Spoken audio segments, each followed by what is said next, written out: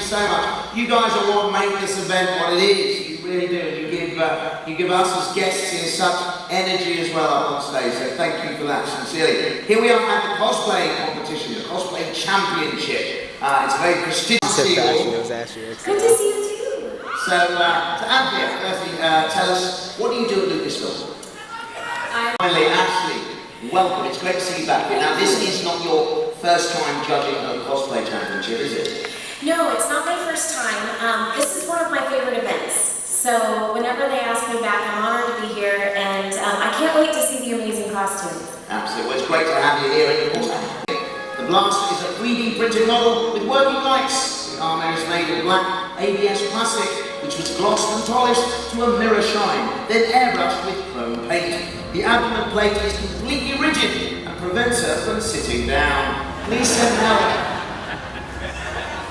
Ladies and gentlemen, Kristen.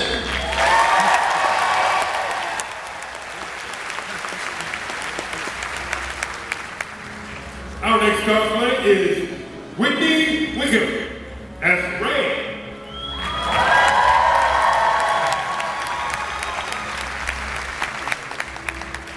Self-destructive staff out of hardware is balanced and weighted for combat and weighs about 8 pounds. 110% accurate. The other parts are vacuum-formed plastic, aluminium and wood. Boots are slightly modified, Chitliwika 27909. The same used for Luke in Return of the Jedi. The helmet markings are accurate at the time of helmet completion. Jack Hawkins.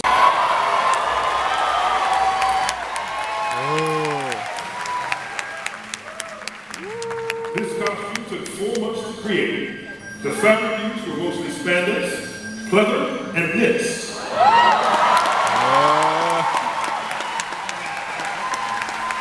The pattern for the belt, collar and gauntlets were designed and created for this costume. The latex ball cap was made by hand.